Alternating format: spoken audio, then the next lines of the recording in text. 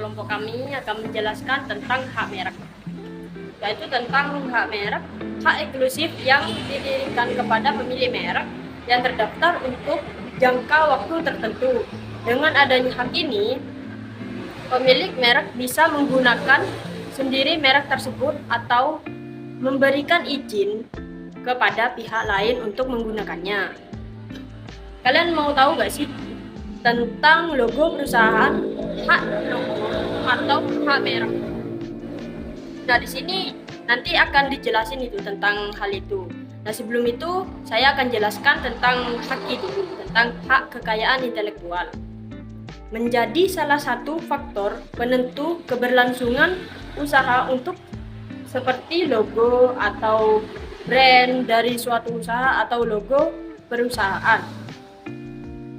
Dan kalian tahu gak sih itu soal apakah logo perusahaan perlu didaftarkan sebagai merek atau sebagai ciptaan? Nah, dari situ nanti akan dijelaskan lagi tuh sama teman-teman kami di sini. Nah, maka dari itu simak terlebih dahulu tentang presentasi kami sampai habis ya. Sebelum kalian mengetahui tentang gimana sih cara daftarnya kan gitu ya. Jadi nanti kita harus tahu dulu tuh terlebih dahulu tentang hak cipta, yaitu kalau hak cipta itu adalah hak eksklusif yang timbul secara otomatis berdasarkan prinsip deklaratif seperti itu. Dan selanjutnya presentasi selanjutnya akan dijelaskan oleh teman kami. Assalamualaikum warahmatullahi wabarakatuh. Jadi teman-teman nanti jelaskan bahwa merek ya. Jadi definisi merek adalah tanda yang dapat ditampilkan secara grafis berupa gambar, logo, nama, kata, huruf, dan faktor tertentu lainnya untuk membedakan barang atau jasa yang diproduksi oleh orang atau badan hukum dalam kegiatan perdagangan barang atau jasa. Nah, sedangkan hak cipta merupakan hak eksklusif yang timbul secara otomatis berdasarkan prinsip deklaratif.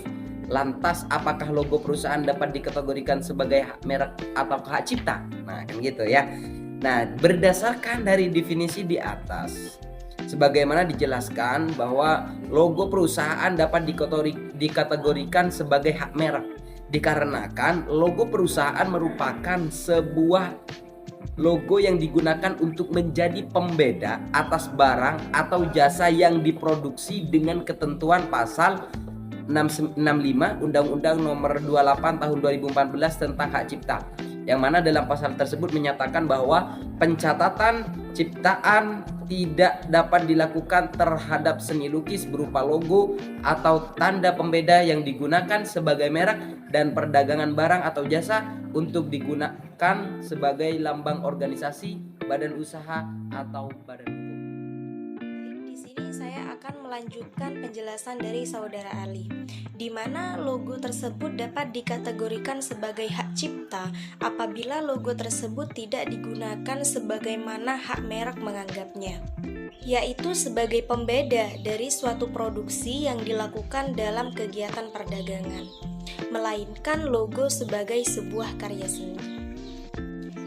Dalam Undang-Undang Hak Cipta, sesuatu dapat dikatakan sebagai sebuah ciptaan apabila hal tersebut merupakan hasil karya cipta di bidang ilmu pengetahuan, seni, dan sastra. Dalam Undang-Undang Hak Cipta, sesuatu dapat dikatakan sebagai sebuah ciptaan apabila hal tersebut merupakan hasil karya cipta di bidang ilmu pengetahuan, seni, dan sastra, yang dihasilkan atas inspirasi, imajinasi, kemampuan, pikiran yang diekspresikan dalam bentuk nyata. Setiap hak intelektual memiliki kewajiban untuk melakukan pendaftaran, yaitu bertujuan untuk memperoleh perlindungan hukumnya. Sehingga logo perusahaan tersebut juga harus didaftarkan kepada Ditjen HKI sebagai hak merek untuk melindungi brand atau image dari perusahaan tersebut dan juga memperoleh perlindungan hukum yang diatur dalam undang-undang. Di mana undang-undang yang mengatur yaitu 1. Pasal 1 angka 1 Undang-Undang Nomor 20 Tahun 2016 tentang hak merek dan indikasi geografis. 2. Pasal 1 angka 1 Undang-Undang Nomor 28 Tahun 2014 tentang hak cipta. Jadi dalam pengajuan hak merek melalui formulir ada beberapa persyaratan yang memang harus dipenuhi. Jadi persyaratan yang pertama adalah harus tercantum tanggal, bulan, dan tahun permohonan. Kemudian yang kedua harus dilengkapi dengan nama lengkap, kemudian kewarganegaraan dan alamat pemohon. Kemudian yang ketiga nama lengkap dari surat kuasa apabila memang permohonan diajukan oleh melalui kuasa. Kemudian yang nomor 4 berwarna-warni apabila merek yang didaftarkan memiliki unsur warna. Kemudian nama negara serta tanggal permintaan pendaftaran merek pertama kali untuk mendapatkan hak. Kemudian untuk cara mendapatkan merek dagang, berikut ada beberapa cara dalam proses pendaftaran merek dagang, antara lain yang pertama mengajukan permohonan ke Direktorat Jenderal Kekayaan Intelektual dan melengkapi persyaratan yang diminta. Kemudian yang kedua, persyaratan akan diperiksa dan jika belum lengkap, pemohon harus segera untuk melengkapi persyaratan yang sudah ditentukan. Kemudian yang nomor 3, dalam kurun waktu 30 hari sejak menerima kelengkapan persyaratan akan dilakukan pemeriksaan substantif selama kurang lebih 9 bulan. Kemudian nomor 4, pemohon dapat menyampaikan tanggapannya dan menyebut alasan. Kemudian jika pemohon menyampaikan keberatan dan pemeriksaan mengatakan tanggapan telah diterima, maka pemohon akan diumumkan dalam berita resmi merek. Kemudian yang nomor 6, untuk pemohon yang diterima Direktorat Jenderal Kekayaan Intelektual akan menerbitkan sertifikat merek kepada pemohon dalam kurun waktu 30 hari. Kemudian yang terakhir, dapat mengajukan banding jika permintaan pendaftaran merek ditolak oleh Direktorat Jenderal. Saya akan menjelaskan contoh-contoh hak merek.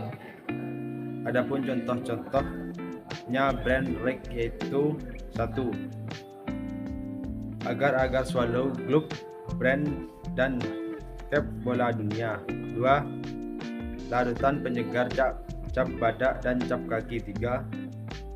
Nomor 3, sepatu Converse All Star dan bal Star Classic. Yang keempat, joystick PlayStation SKMY dan joystick PlayStation Sony. Yang nomor 5, Super Mie Sedap dan Mie Sedap Wings Food. Yang keenam, perangkat games PlayStation dan Polystation.